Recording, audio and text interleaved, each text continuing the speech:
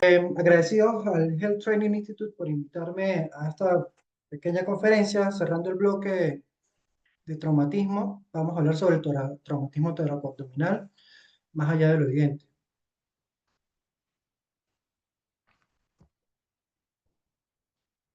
Dios mío, sí.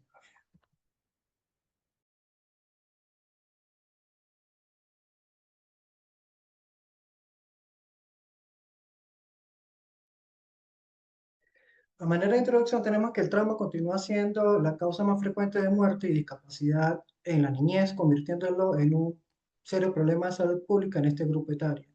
Anualmente se describe que cerca de uno de cada 6 niños se lesionan en los Estados Unidos y requieren tratamiento de los departamentos de urgencia. Anualmente, más de 10.000 niños mueren en Estados Unidos como consecuencia de lesiones severas y la literatura refiere que el traumatismo abdominal se presenta en aproximadamente el 25% de los casos, mientras que el traumatismo torácico en 8% de los niños que sufren un traumatismo. Globalmente, los accidentes de tránsito representan la principal causa de muerte en los adolescentes. Nuestro objetivo pues, será comprender las diferencias tanto fisiológicas del paciente pediátrico que lo hacen mucho más vulnerables al trauma torácico, identificar los mecanismos de lesión en estos niños y las posibles lesiones que estos pueden experimentar, conocer la utilidad y las limitaciones de las herramientas diagnósticas, establecer un plan de reanimación como protocolo de trauma, incluyendo el manejo de la vía aérea, reanimación con fluidos y control de daños, y finalmente describir el manejo inicial y el tratamiento quirúrgico de las lesiones torácicas y abdominales. Cuando hablamos de politraumatismo, debemos tener en cuenta al paciente politraumatizado. Es aquel que presenta lesiones como consecuencia de un traumatismo que afectan dos o más órganos, o bien aquel que presenta al menos una lesión que pone en peligro la vida del individuo. La combinación de un trauma encefalocraniano con otras lesiones graves, como por ejemplo una fractura de fémur, que, pues como sabemos, va a generar un sangrado importante, bien sea en el niño o en el adulto. Bueno, en el caso del paciente traumatizado, la cinemática es importante. Este término fue descrito por el físico francés André Mériampère, y cuando hablamos de cinemática del trauma, hablamos del proceso de análisis de la escena del accidente para determinar qué fuerzas y qué lesiones anatómicas o cambios funcionales pueden ocurrir en el organismo del paciente traumatizado como consecuencia de dichas fuerzas. Ahí debemos hablar de un concepto que es la energía elástica de deformación, que no es más que el aumento de la energía interna acumulada en el interior de un sólido deformable como resultado de las fuerzas realizadas que provocan dicha deformación. Y vamos a hablar de dos elementos.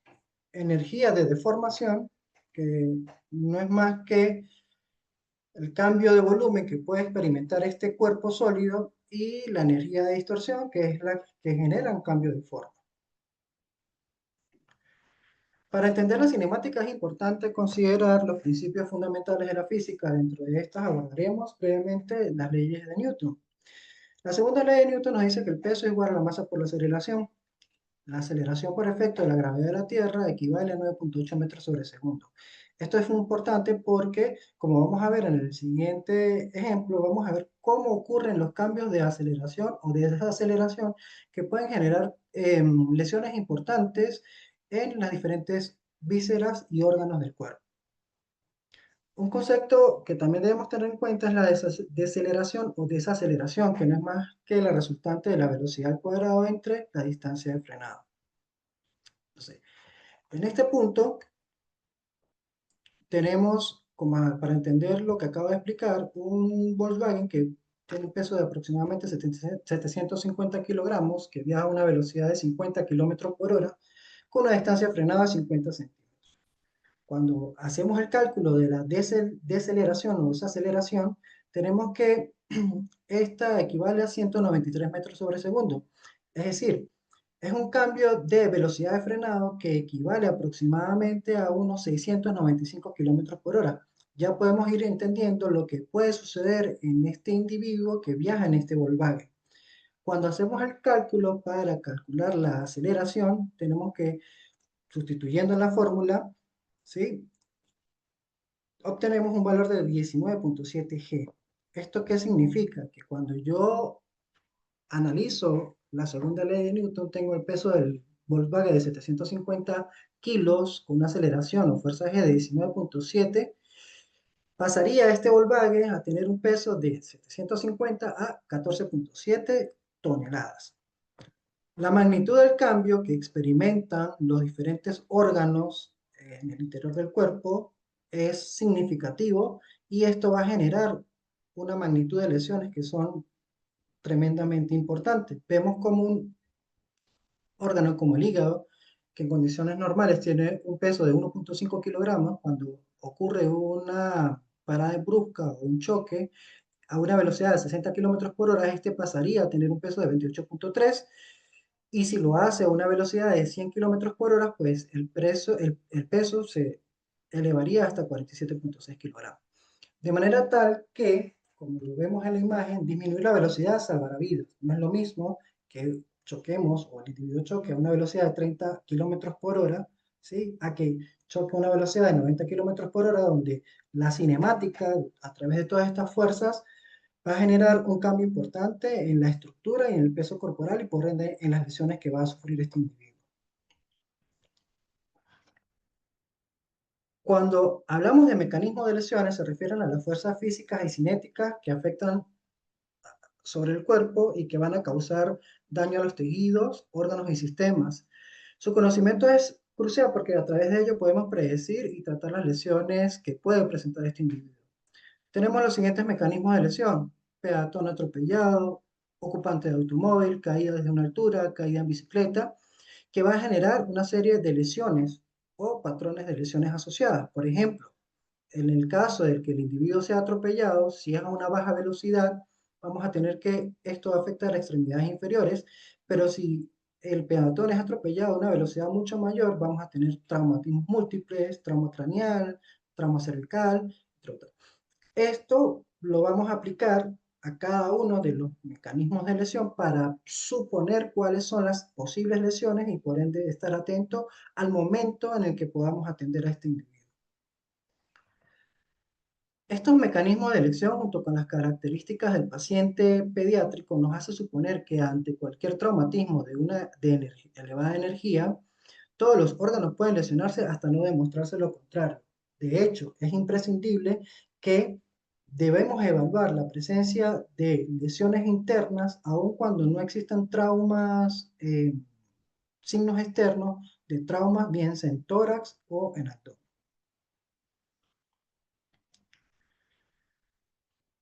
Acá tenemos estos mecanismos de lesiones detallados, espero que se pueda ver bien.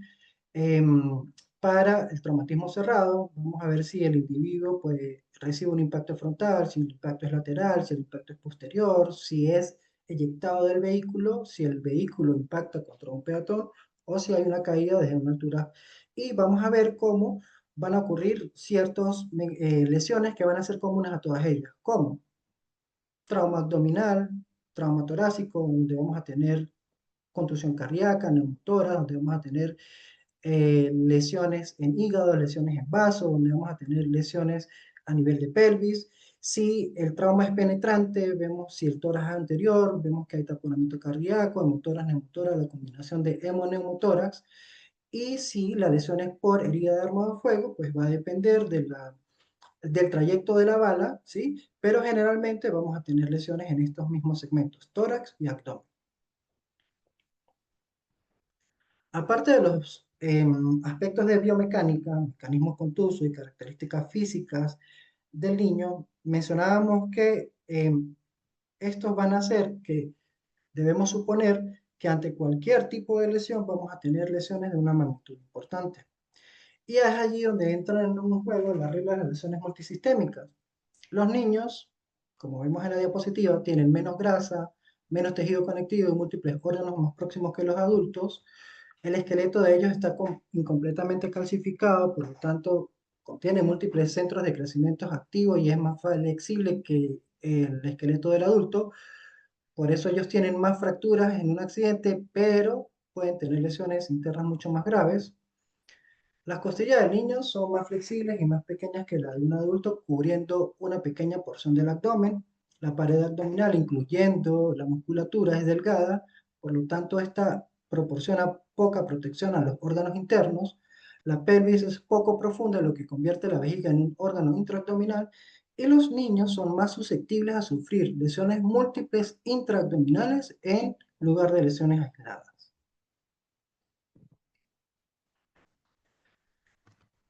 Revisiones de la literatura indican que los traumatismos torácicos en la edad pediátrica son poco frecuentes.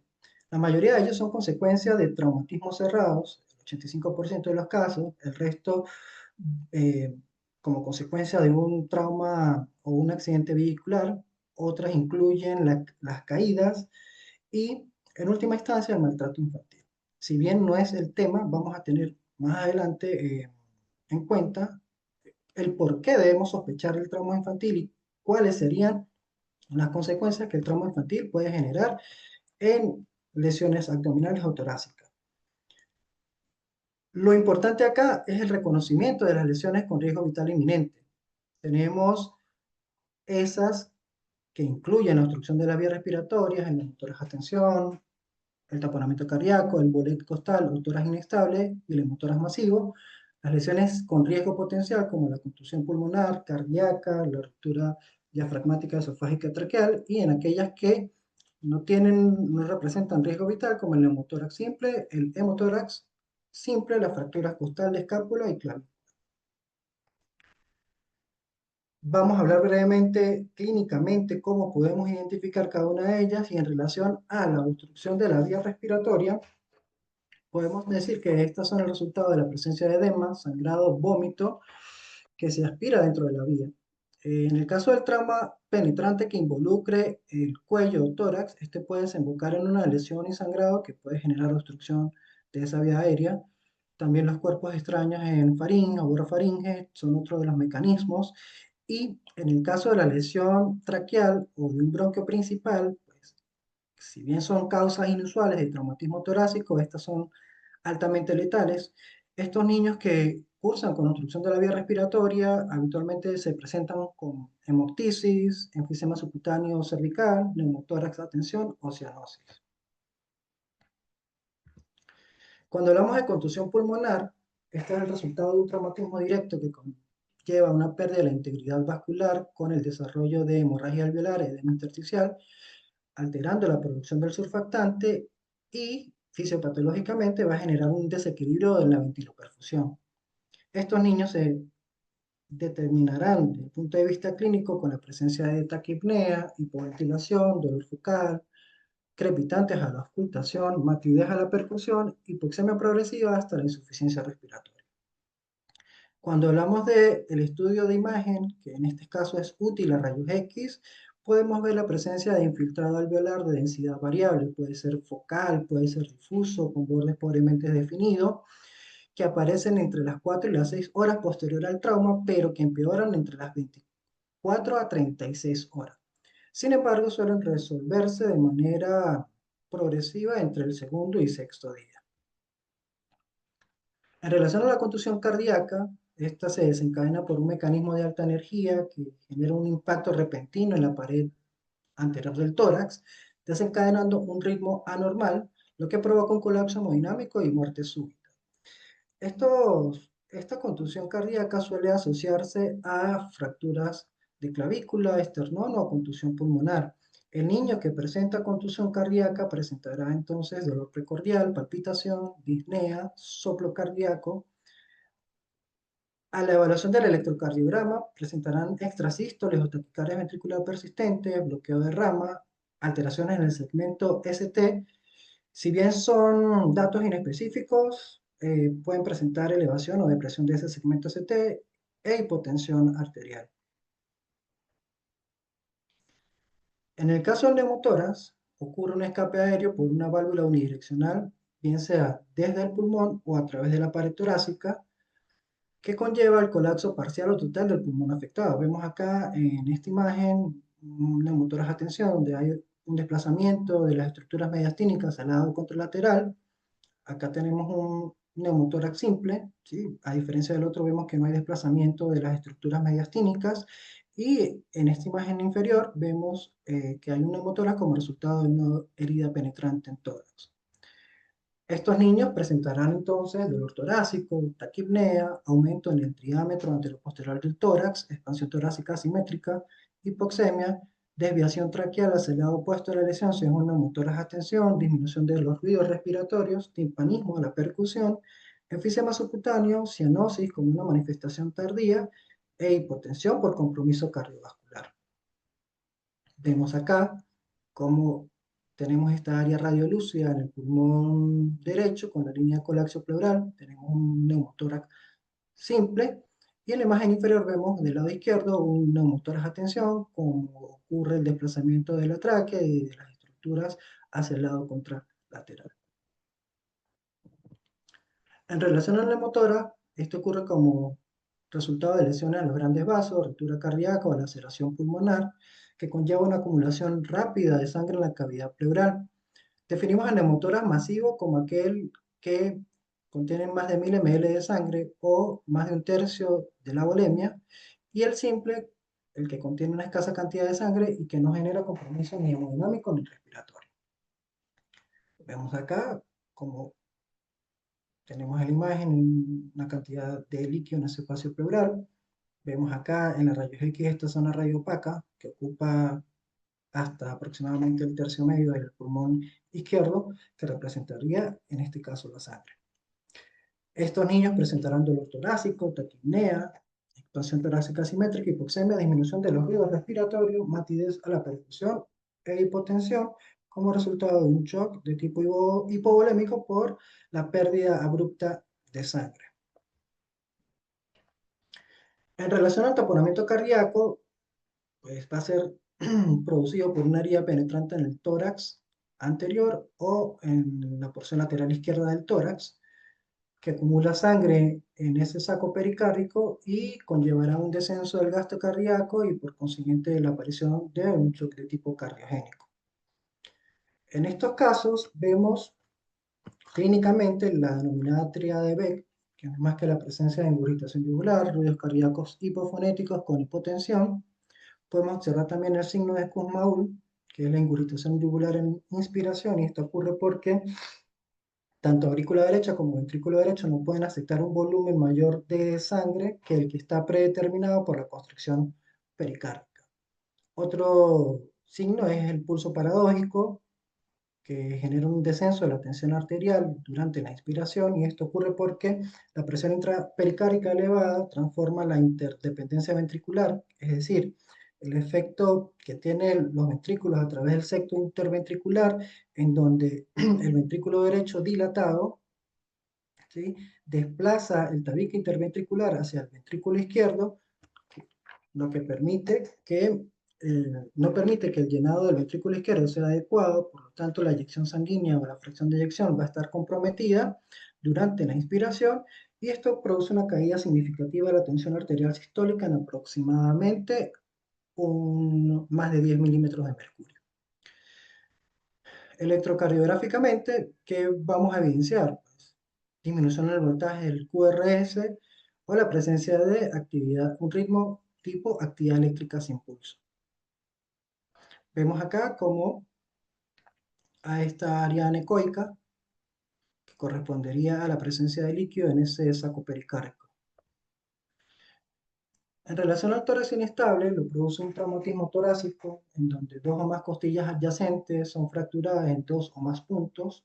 Esto genera un movimiento paradójico del segmento torácico durante la respiración. Vemos cómo estos segmentos, tenemos tres arcos costales fracturados que durante la inspiración hace un desplazamiento hacia adentro, por decirlo de alguna manera, del tórax, y durante la expiración ese segmento fracturado o esas costillas van a desplazarse hacia afuera, que es lo denominado movimiento respiratorio paradójico.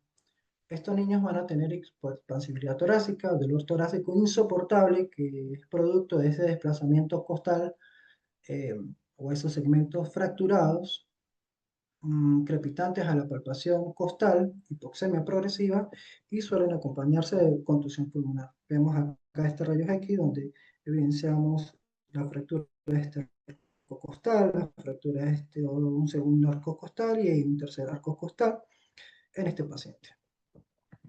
En el caso de la ruptura diafragmática es menos frecuente, se produce por un traumatismo contuso o un traumatismo penetrante que provoca el paso de cualquier víscera abdominal hacia la cavidad torácica. Más frecuentemente puede desarrollarse en el hemisferio izquierdo, ya que el derecho pues, cuenta con la protección, de cierto modo, del hígado. Sin embargo, no está exento de que se produzca una ruptura Barbero, diafragmática derecha. Estos niños presentarán dolor torácico que se irradia al hombro, respiración entrecortada, dolor abdominal, ruidos hidroaéreos que se auscultarán en el tórax, hipoventilación del lado afectado y se asocian también a contusión pulmonar, laceración hepática o esplénica. En estos rayos X vemos cómo hay esta asa intestinal que está presente en la cavidad, perdón, en el pulmón derecho, izquierdo, como consecuencia de la ruptura diafragmática de ese lado. En relación a la asfixia traumática, ocurre por una compresión excesiva, repentina y prolongada de la caja torácica. Hay un aumento de presión que se transfiere a la vena cava inferior y a la vena cava superior, que produce ruptura de vénulas pequeñas y capilares en la cara y la cabeza. Entonces, estos Barberos. niños Bueno, presentarán hemorragia conjuntival, equimosis o petequias en tórax superior y cara, edema y cianosis facial, hemoptisis, otorragia, epistaxis, pérdida visual por daños en la retina, el cuerpo vítreo y el nervio óptico. En relación a el traumatismo abdominal, ya describimos los patrones y los mecanismos de lesión.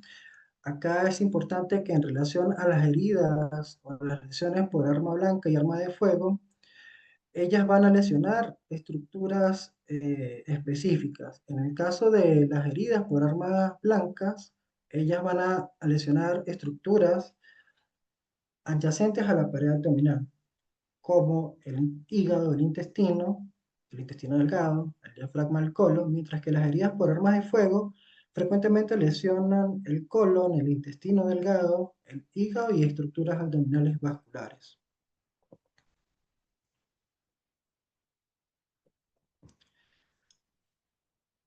Un elemento importante de estos traumatismos abdominal son los que se producen por arrollamientos. Las lesiones pues van a depender de la altura del paciente. Vamos a tener un mecanismo que es el del peatón arrollado, que puede ser con arrastre y giro en el asfalto, o el peatón embestido, que es la clásica teoría o clásica tríada de Wahl.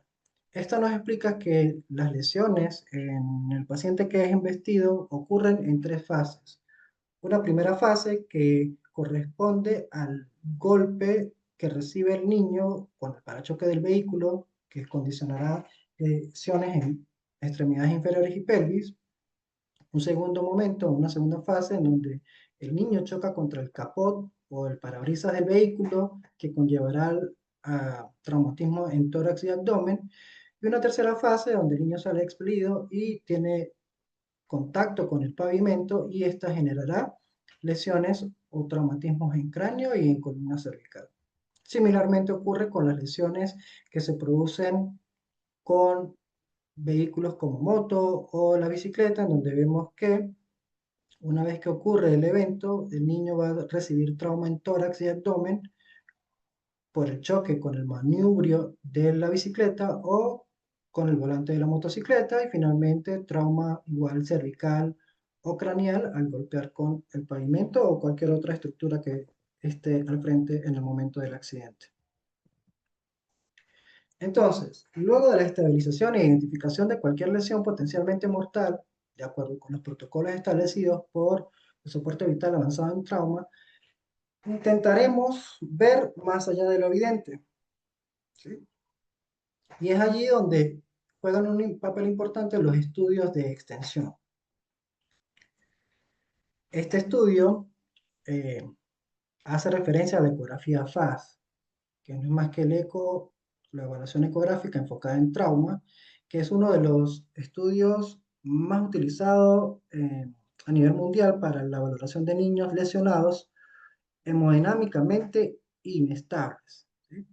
Con la finalidad de disminuir la exposición a la radiación de las tomografías computarizadas y la determinación de la conducta quirúrgica según sea necesario en el paciente que se está evaluando.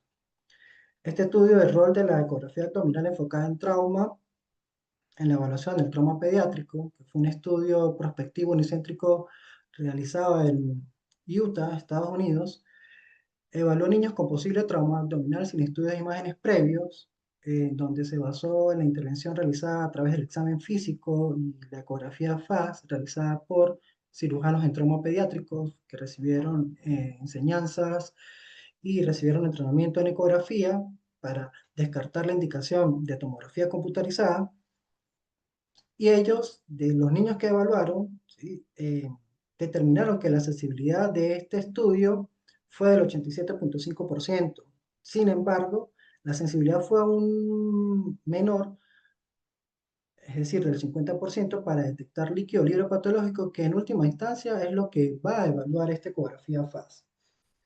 De manera tal que este COFAS, aún en manos bien entrenadas, es bastante específico, pero baja sensibilidad para trauma abdominal en niños. Por lo tanto, no debe ser utilizado de forma fiable como herramienta de detección de lesiones intraabdominales. Si bien este puede determinar o puede detectar pequeñas cantidades de sangre intraabdominal, un hallazgo que probablemente no esté asociado con una lesión significativa, podemos tener otros casos en los que determine grandes cantidades de sangre, lo que supondría que es más probable que presente una lesión significativa.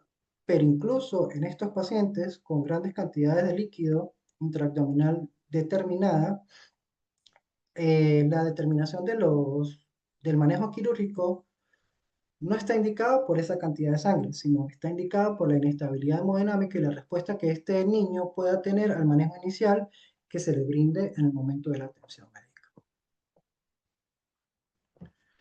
Entonces, este COFAS tenemos que evalúa cuatro ventanas: la ventana pericárdica, que va a determinar la presencia de eh, líquido libre en el saco pericárdico; la ventana hepatorrenal, que evaluará el espacio de Morrison y el receso costofrénico derecho; la ventana esplenorrenal evalúa los mismos segmentos que la ventana hepatorrenal, pero en el lado izquierdo; y finalmente la ventana suprapúbica, que evalúa el espacio recto vesical y recto uterino, que son los sitios donde normalmente vamos a tener mayor acumulación de líquido libre en los niños pequeños. Como ustedes sabrán, ellos puntúan a través de la famosa Score Kimura-1, ¿sí? En donde pues vamos a tener una puntuación de 0 a 8 dependiendo de la cantidad de líquido que ellos puedan determinar en los diferentes segmentos a evaluar.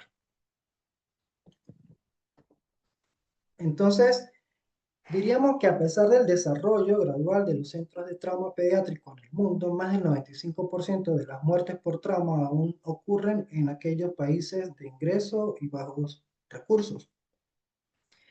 Diríamos que la TAC es el estándar de oro para detectar las lesiones traumáticas intraabdominales, y esta es utilizada junto con la clasificación de la Asociación Americana de Cirugía de Trauma para el diagnóstico y clasificación de las diferentes lesiones de órganos abdominales. Vemos en el caso del vaso, que como es sabido es uno de los principales, o uno de los órganos más vascularizados, y por ende el que en orden de frecuencia experimenta mayor afectación en los traumatismos abdominales. Y allí vemos que a través de la tomografía podemos clasificar el grado de lesión que puede presentar este individuo desde el grado 1 hasta el grado 5. Tradicionalmente, y la conducta actual, es que estos niños de grado 1 incluso hasta grado 4, dependiendo de la estabilidad hemodinámica, puedan ser manejados de manera conservadora sin necesidad de recurrir a la intervención quirúrgica. Y en el caso de que necesitara algún tipo de intervención, lo que se recomendaría es la preservación en la medida de lo posible del vaso, es decir, a través de la esplenorrafia o esplenectomía parcial. Lo importante acá es que, en última instancia, cuando estos niños requieren de esplenectomía total, deben ser vacunados contra bacterias encapsuladas, perdón, llámese Streptococcus pneumoniae, llámese Haemophilus influenza tipo B, Neisseria meningitis, por el riesgo de desarrollar en el transcurso de su vida posterior a la intervención procesos infecciosos a repetición. Cuando hablamos de las lesiones de hígado, igual vamos desde el grado 1, que sería la presencia de un hematoma subescapular con menos del 10% de la superficie afectada, hasta un grado 6, que incluiría la avulsión hepática total. También existe controversia en cuanto al momento de la identificación de la realización de una cirugía de emergencia. En estos casos, pues lo que se recomienda, dependiendo del tipo de lesión y la estabilidad hemodinámica del paciente, es la realización de packing hepático para en un segundo momento o en un tercer momento realizar el control de daño definitivo o la reparación o la resolución de las diferentes lesiones que puedan presentarse. En relación al trauma pancreático, tenemos que igual este iría desde grado 1 hasta grado 5. Acá tenemos que también la conducta en estos casos, en los grados 1 y grado 2, es netamente conservadora. Incluiríamos la restricción de la dieta, hidratación parenteral, o incluso se puede considerar el uso de nutrición parenteral, pero ya aquellos casos más severos que requieran intervención quirúrgica, pues los cirujanos optarían por la realización de la pancreatoduodenectomía como una manera de resolver este tipo de lesiones. Las lesiones de riñón, las lesiones de riñón representan el tercer órgano en orden de frecuencia que pueden sufrir daño abdominal. Estos niños, pues, básicamente cursarán con la presencia de dolor en flanco, hematuria macroscópica, la presencia de hematomas, náuseas, vómitos, taquicardia y desarrollo de hipotensión o shock si estamos en presencia de una lesión grado 5, donde ya hay afectación o laceración de la arteria o vena principal en estos casos. Acá pues también inicialmente se recomienda en los primeros 2 grados un manejo conservador. Sin embargo, en los casos en que haya obstrucción de la vía urinaria se debe realizar intervención quirúrgica, y en aquellos casos en donde tengamos un grado 5, la conducta sería intervención quirúrgica para reparación de la lesión en la arteria renal principal y preservar la función del riñón. Cuando hablamos de lesión de víscera hueca, llámese intestino delgado, duodeno o colon, inicialmente, pues, como hemos venido comentando, los grados 1 y los grados 2, la conducta es conservadora. En aquellos casos en los que haya perforación, pues se realiza una reparación primaria en una o dos capas. En el caso de las lesiones de duodeno, las lesiones ya mayores que combinen afectación de la cabeza del páncreas y del duodeno, estos van a requerir la realización del procedimiento de Whipple. Y en el caso de las lesiones de colon, en aquellos en los que haya un compromiso en grado 5, pues estos requerirán de resección y la realización de colostomías hasta la restitución posterior del tránsito en el momento oportuno. Entonces, habíamos dicho que el estándar de oro para las lesiones intraabdominales es la tomografía computarizada. Sin embargo, debemos considerar la exposición a radiación.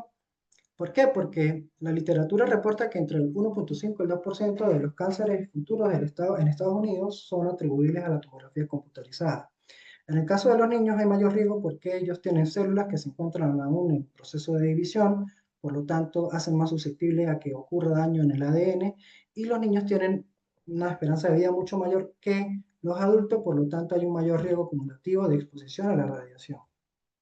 Y esto Se evidenció en este estudio retrospectivo realizado en hospitales holandeses en niños menores de 18 años que fueron sometidos a unos o más estudios tomográficos en donde evaluaron la exposición a la radiación de tomografías computarizadas pediátricas y el riesgo de cáncer posterior en estos niños holandeses, y ellos determinaron que a los 5 años, posterior a la realización de estudios tomográficos, estos niños presentaban un riesgo de 1.5 veces más de desarrollar cualquier tipo de neoplasias, específicamente 1.4 veces más riesgo de desarrollar neoplasias de tipo hematológico y 2 veces mayor riesgo de desarrollar neoplasia del sistema nervioso central. Pero ellos comprobaron que esto estaba relacionado con la dosis absorbida de radiaciones expresadas en miligray y concluyeron que estos niños presentaron una probabilidad de desarrollar cáncer cerebral de 2 para cualquier tipo, 2 veces mayor para cualquier tipo de tumores cerebrales, de 4 para el desarrollo de tumores cerebrales malignos y 2.5 más riesgo de presentar cualquier otro tipo de neoplasias no malignas en nivel cerebral. Entonces, tomando en consideración este riesgo de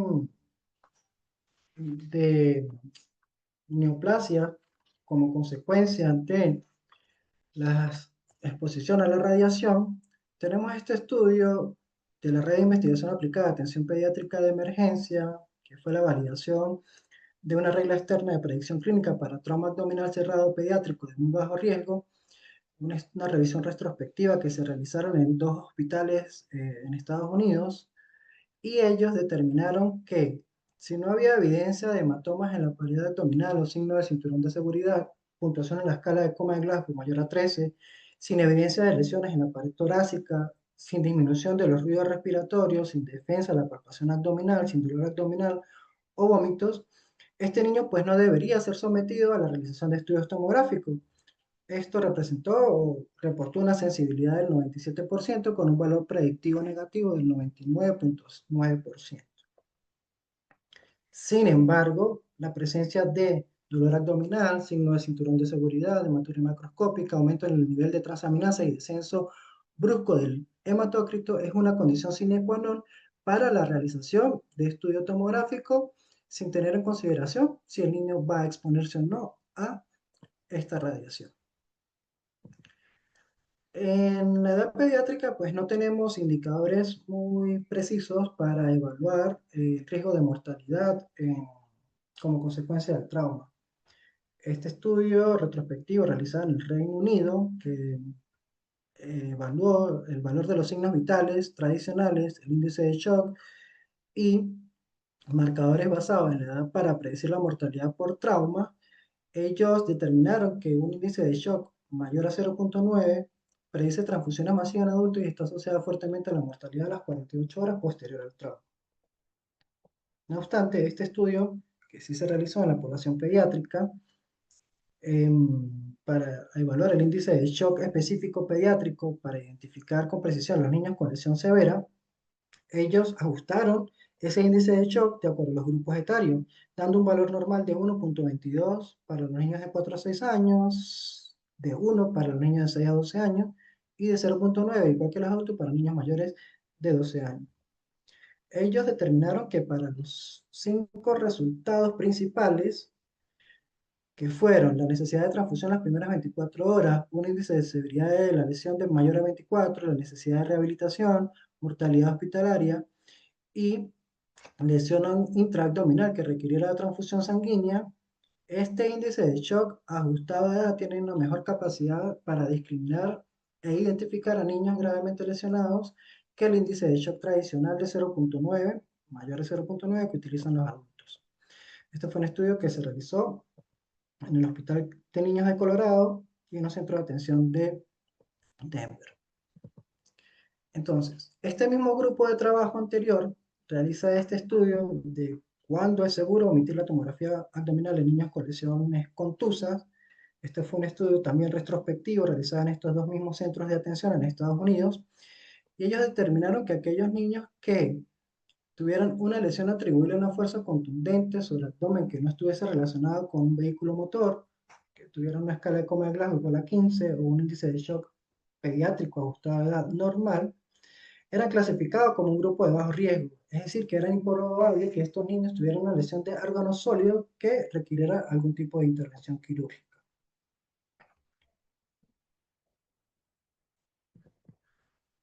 Otro de los indicadores que podemos utilizar es el índice de trauma pediátrico.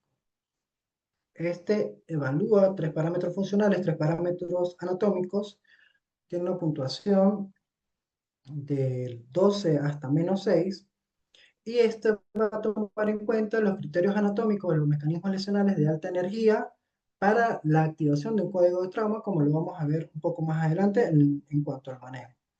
Entonces, por ejemplo, si yo tengo una lesión penetrante en cabeza, cuello, tórax, abdomen y extremidades proximales al codo o la rodilla, haría suponer que el mecanismo de lesión es una caída de aproximadamente 2 a 3 veces la altura del paciente, ¿sí? Y de esta manera, pues vamos a tener los diferentes criterios anatómicos relacionándolos con los mecanismos de lesión que los puedan producir. En este caso tenemos que la interpretación de este índice de trauma pediátrico sería que un puntaje de 12, pues el niño no tendría riesgo de mortalidad, un valor entre 8 y 11 tiene un riesgo de mortalidad intermedia, menor de 8 va a tener un riesgo de muerte de aproximadamente el 50%, y los menores de 2 puntos deben tener un traslado a un centro de nivel terciario o mayor, puesto que la mortalidad es de aproximadamente el 100%.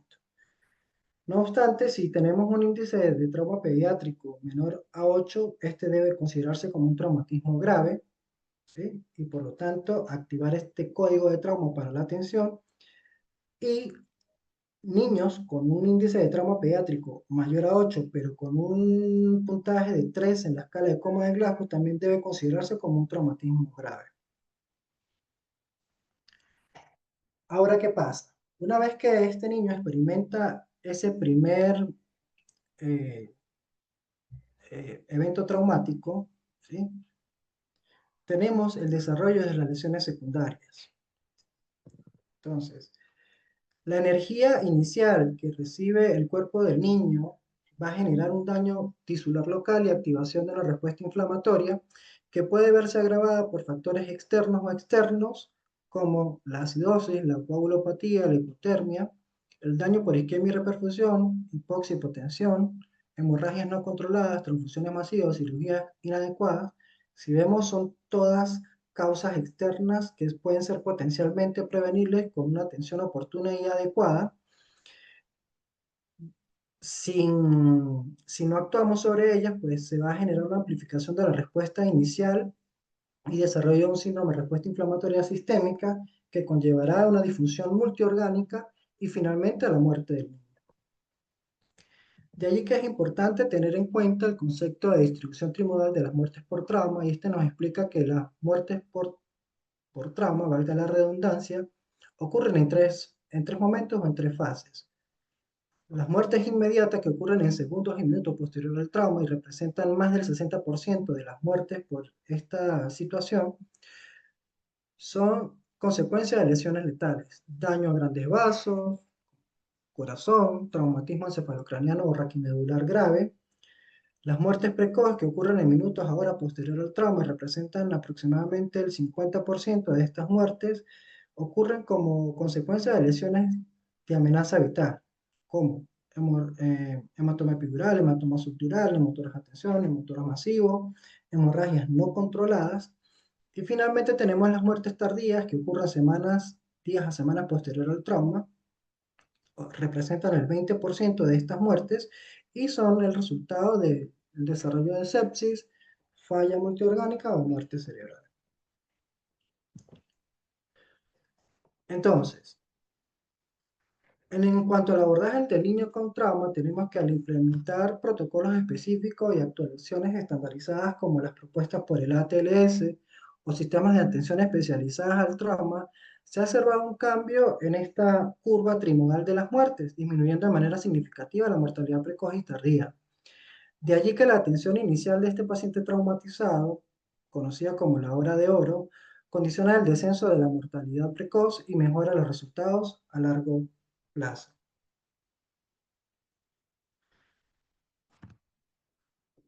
Acá tenemos en esta diapositiva la cadena de supervivencia en trauma grave pediátrico, que vendría siendo un análogo a las prácticas de RCP avanzado en la reanimación cardiopulmonar. Tenemos que consta de 5 elementos o 5 ítems importantes. El primero de ellos es la prevención, y esta prevención hace referencia a campañas de prevención de accidentes y educación poblacional. Tenemos una segunda fase que es la primera intervención, cuyo objetivo es proteger, avisar y socorrer. Es decir, eh, el auxiliar de la víctima o quien auxilia a la víctima debe reconocer la situación de alarma o emergencia, garantizar la protección a sí mismo, protegerla a la víctima, avisar los servicios de emergencia e iniciar los primeros auxilios. El tercer elemento de esta cadena es la atención inicial al trauma pediátrico. Entonces, acá tenemos la atención básica o avanzada, dependiendo del compromiso vital que pueda tener el niño. Acá es importante la detección y tratar las lesiones con riesgo inminente de muerte, y esta puede realizarse tanto extra como intrahospitalariamente. El cuarto elemento es la coordinación. En ello se debe garantizar la atención apropiada, comunicar a los diferentes niveles asistenciales dependiendo de la necesidad y asegurar el traslado al centro donde se puedan brindar los tratamientos y cuidados más oportunos del niño traumatizado. Y finalmente los cuidados definitivos que se llevarán a cabo en el centro de asistencia de mayor envergadura. Estos cuidados definitivos, pues, se realiza el tratamiento definitivo y los cuidados pertinentes para la recuperación a través de un equipo multidisciplinario y la rehabilitación del paciente. Es muy importante tomar en cuenta la localización y la distancia que va a tener el individuo en el sitio donde ocurre el siniestro hasta que llega a el centro de atención definitivo. ¿Por qué? Porque si vemos que la distancia es muy larga, estas son actuaciones tiempo dependientes, de manera tal que si vemos que la distancia es muy prolongada, pudiésemos pedir apoyo o contar con el apoyo en un centro de atención intermedia donde podemos tener un poco más de estabilización del paciente y posteriormente a ello sí referirlo al centro de atención definitivo. El triángulo de evaluación pediátrica, como ya lo han mencionado en las clases de reanimación cardiopulmonar, en las clases de anafilaxia, en las clases del manejo del shock, vamos a evaluar los 3 elementos para ver cómo luce el niño, si hay compromiso del componente respiratorio o del componente circulatorio como consecuencia de algún traumatismo que genere lesiones importantes. Y vemos que en este niño, si tenemos la apariencia alterada, una respiración alterada, tendríamos que suponer que hay un fallo respiratorio y actuar en consecuencia de ellos. Si tenemos que la circulación es lo que está alterada, pues aquí estamos ante una fase de shock compensada, pero ojo, ya el niño nos está avisando de que puede tener un compromiso hemodinámico y pulmonar o respiratorio mucho mayor. Cuando tengo la apariencia alterada y la circulación alterada, ya sabemos que este paciente está francamente en un estado de shock descompensado, y si finalmente tengo los 3 elementos comprometidos, pues ya hay un fallo cardiopulmonar como resultado de una lesión torácica importante o una lesión torácica o abdominal que conlleve al desarrollo de hemorragia masivas y que comprometa el componente cardiovascular del niño.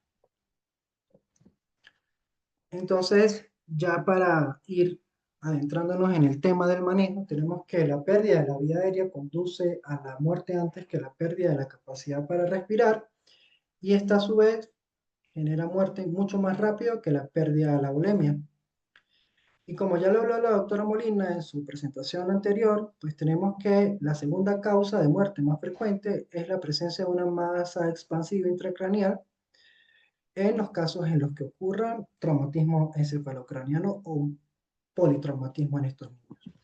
Entonces nuestra conducta será pues abrir la vía aérea con control cervical, buena ventilación y oxigenación, una circulación adecuada, evaluar el déficit neurológico que pueda tener nuestro paciente y la exposición para determinar la presencia de lesiones ocultas. Una vez que el niño llega al centro de atención de cuarto nivel, debe ser evaluado por un equipo multidisciplinario que constará de, obviamente, si es candidato a la realización de intervención quirúrgica en un anestesiólogo pediatra, vamos a tener la enfermera con especialidad en manejo pediátrico, el cirujano pediatra, vamos a tener, por supuesto, la presencia del pediatra intensivista o de un médico de urgencias en pediatría. Debemos contar con el traumatólogo pediatra y el técnico que va a generar estudios de radiografías, tomografías computarizadas o ecografías según sea pertinente. Entonces, las directrices para el manejo esencial del trauma de la Organización Mundial de la Salud nos plantea tres objetivos específicos. Uno, vital, asegurar la supervivencia, como lo mencionaba, tanto del socorrista como de la víctima. Segundo, minimizar el deterioro funcional a través de una intervención adecuada y oportuna de las lesiones que esté presentando el niño. Y tercero, minimizar el dolor y el sufrimiento. Esto se llevará a cabo a través de objetivos específicos, en donde tenemos en primera instancia que las vías respiratorias obstruidas se abren y se mantienen antes de que la hipoxia provoque la muerte o secuelas permanentes. El segundo objetivo es que se debe apoyar la respiración si esta es inadecuada hasta que la persona lesionada pueda respirar adecuadamente sin asistencia. Esto incluye desde el uso de cánulas, máscaras faciales, máscaras con reservorios, el uso de ventilación no invasiva hasta el uso de ventilación invasiva. El neumotórax y el hemotórax deben reconocerse y resolverse rápidamente a través del uso de o la realización de toracocentesis, toracotomías para la colocación de drenajes torácicos. El sangrado interno o externo se detiene rápidamente a través de la compresión manual o a través de vendajes compresivos. El shock debe reconocerse y tratar de manera oportuna con la reposición de líquidos por vía intravenosa y el uso de hemoderivados. Acá pues tenemos, que fue mencionado en el manejo del shock, vemos que en el niño lo primero que debemos hacer es el control de la hemorragia, posteriormente la resucitación, como lo establecen las múltiples guías y protocolos para el manejo de fluidoterapia, bolos de 20 ml por kilo que se pueden repetir 2 a 3 veces según sea necesario, y el uso de transfusiones de sangre, plasma y plaquetas según el protocolo pediátrico de hemorragia masiva. Esta resucitación con control de daño pues tendrá como objetivo restaurar la homeostasis mediante maniobras de resucitación, minimizando la pérdida de sangre, corrigiendo y preveniendo la coagulopatía, manteniendo la perfusión tisular. Y pues el protocolo incluye el uso de hematíes, plasma fresco congelado, plaquetas en relación 1-1-1, 2-1-1, 3-1-1, 4-1-1, ¿sí? Estos protocolos pues no están bien establecidos y la terapia adyuvante, pues el uso de ácido tranexámico, una dosis de carga de 15 miligramos por kilo, administrados en 10 a 12 minutos, seguido de infusión de 2 miligramos por kilo hora durante 8 horas o hasta que cese el sangrado en niños menores de 12 años y 1 gramo en 8 horas o hasta que cese el sangrado en niños mayores de 12 años.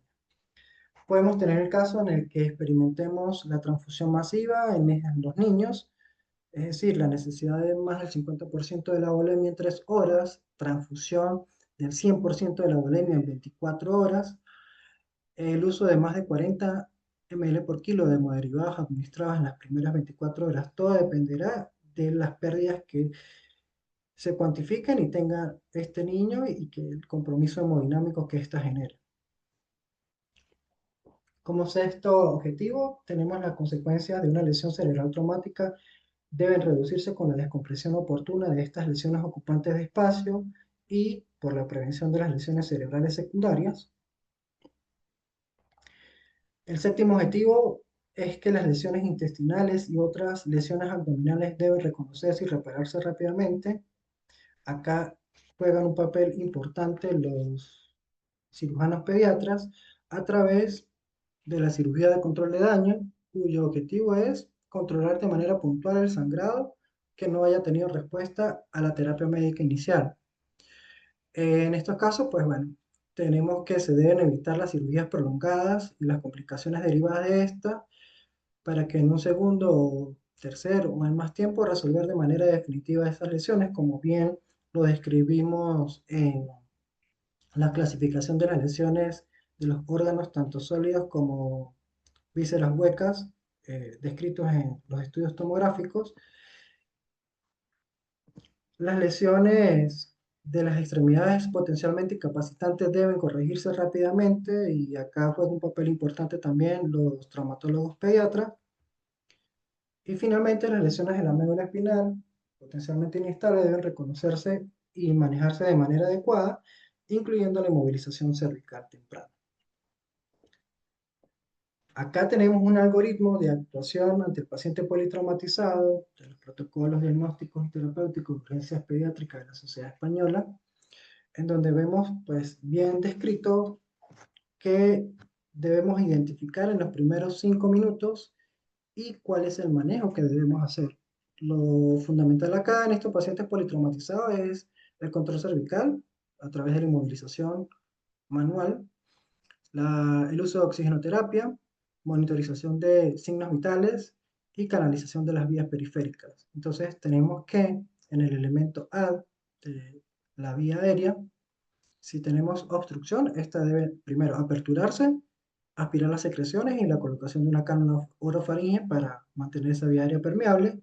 Si la vía aérea es difícil o hay un trauma en esa vía aérea, pues se debe garantizar una vía aérea quirúrgica. En el caso de la ventilación, debemos identificar si hay ausencia de respiración o imposibilidad para la oxigenación y ventilación. Allí podemos utilizar ventilación con mascarilla o con máscara con reservorio o intubación orotraqueal.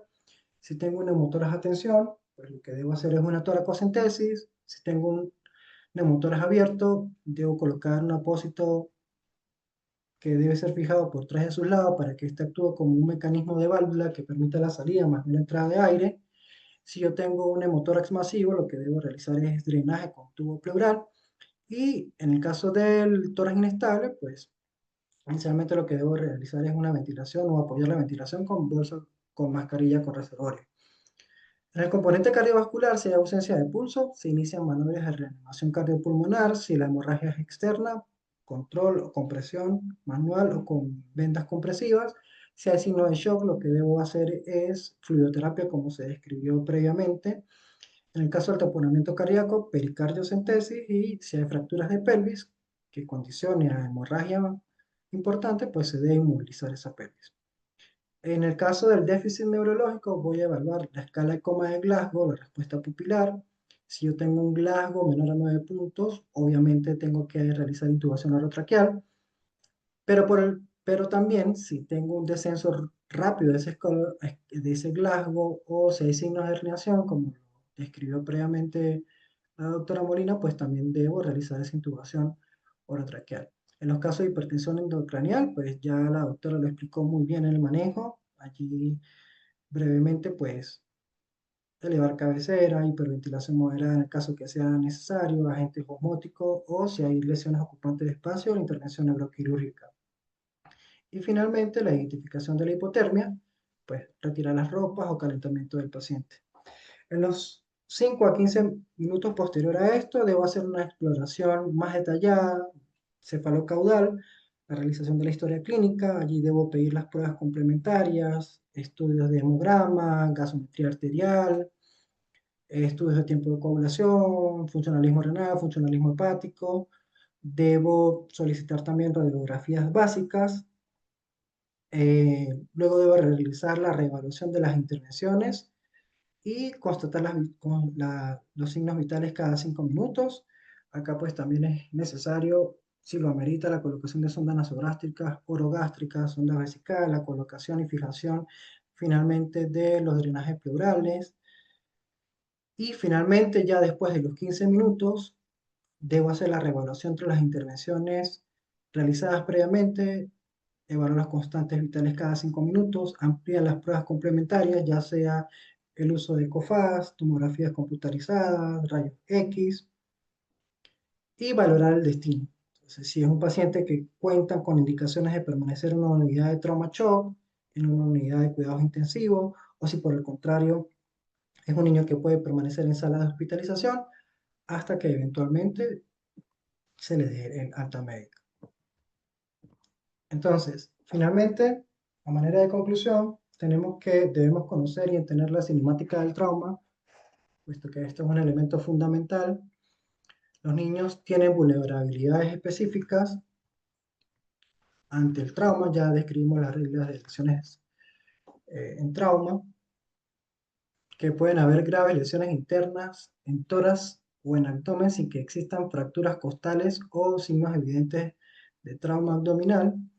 En todo niño con trauma debemos sospechar maltrato. Como les comentaba, si bien esto no es el motivo de la clase, esto es importante porque el traumatismo va a generar traumas severos y estos niños tienen lesiones mucho más graves y tasas de mortalidad 2 veces mayor que aquellos niños que sufren traumatismos accidentales. Entonces, debemos siempre tener en cuenta y sospechar de que estas lesiones traumáticas en cráneo, en tórax o en abdomen sean consecuencia de maltrato infantil. Ya vimos que los niños tienen mayor riesgo de cáncer por la irradiación, que no hay buenos indicadores para el diagnóstico de lesiones intraabdominales por trauma contuso, pero podemos hacer uso de los parámetros establecidos por el PECAR y finalmente que el niño traumatizado en su manejo no difiere del manejo del adulto en cuanto a la secuencia de actuación y priorización de acciones.